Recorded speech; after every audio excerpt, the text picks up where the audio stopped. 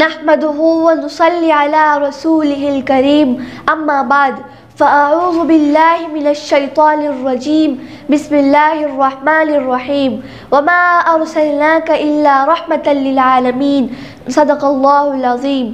جناب صدر، اساتذہ کرام اور میرے عزیز ساتھیوں، آج جس موضوع پر مجھے لب کشائی کا موقع ملا ہے وہ عظیم موضوع ہے سیرت النبی صلی اللہ علیہ وسلم۔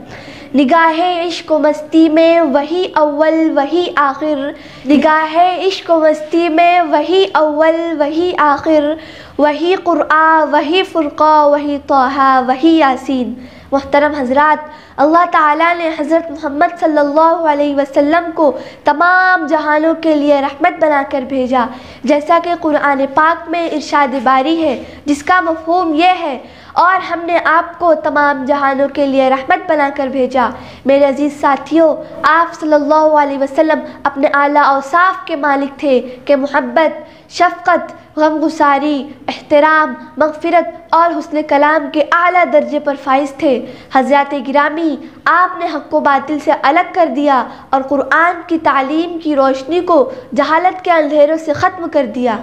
عزیز ساتھیوں، آپ صلی اللہ علیہ وسلم اتنے رحم دل تھے کہ غلطی کرنے والوں کو معاف فرما دیتے، اور آپ کا یہ عالم تھا کہ آپ صلی اللہ علیہ وسلم برا چاہنے والوں کے لیے اپنے دل میں جگہ بنا لیتے۔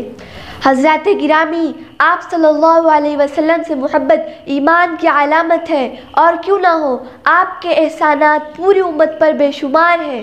اس لیے ہر امتی کے لیے ضروری ہے کہ اپنے محسن کا ذکر جس طرح اور جس شکل سے ممکن ہو سکے ضرور کریں، کیونکہ ذکر سے تقرب حاصل ہوتا ہے اور محبت بڑھتی ہے۔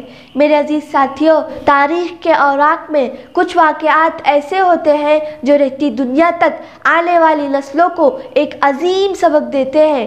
ایسا ہی ایک واقعہ سیرت طیبہ کا وہ حصہ ہے جو واقعہ طائف کے نام سے جانا جاتا ہے۔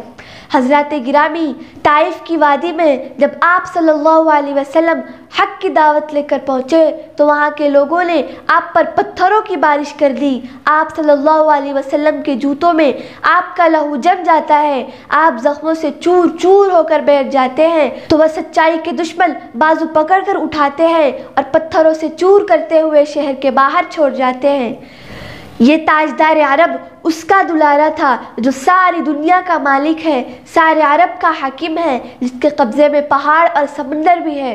اس خدا کی رحمت کو جوش آیا، پہاڑوں کے فرشتے کو حکم ہوا کہ جاؤ میرے دلارے کو تسکین دو۔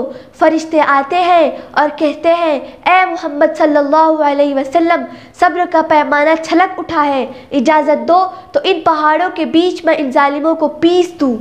اے تاریخ سن لے، اے انقلاب دورہ کان لگا، تاجدار بطحہ اینٹ کا جواب پتھروں سے نہیں، چٹانوں سے نہیں، پہاڑوں سے دے سکتا تھا، مگر آپ صلی اللہ علیہ وسلم نے اپنے دشمنوں کے لیے بھی دعا فرمائی، اللہم اہد قومی فانہم لا یعلمون، یعنی اے اللہ میری قوم کو ہدایت دے کیونکہ یہ لوگ مجھے جانتے نہیں۔ یہ ہمارے پیارے نبی صلی اللہ علیہ وسلم کے اخلاق تھے، کیونکہ وہ دنیا کے لیے رحمت بن کر آئے تھے۔ میرے عزیز ساتھیوں، اگر میں آپ صلی اللہ علیہ وسلم کی سیرت اور اخلاق کے واقعات مزید بیان کرنا شروع کر دوں تو صدیاں بیت جائے گی اور یہ سلسلہ ختم نہیں ہوگا۔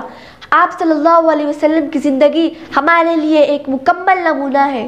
آئیے ہم سب مل کر یہ عہد کریں کہ ہم آپ صلی اللہ علیہ وسلم کی سیرت پر عمل پیرا ہو کر دنیا اور آخرت میں کامیاب ہوں گے۔ اسی دعا کے ساتھ میں ان اشعار پر اپنی بات ختم کرتی ہوں۔ آئے دنیا میں بہت پاک و مکرم بن کر، آئے دنیا میں بہت پاک و مکرم بن کر، کوئی آیا نہ مگر رحمت عالم بن کر۔ وآخر دعوانا ان الحمد للہ رب العالمین۔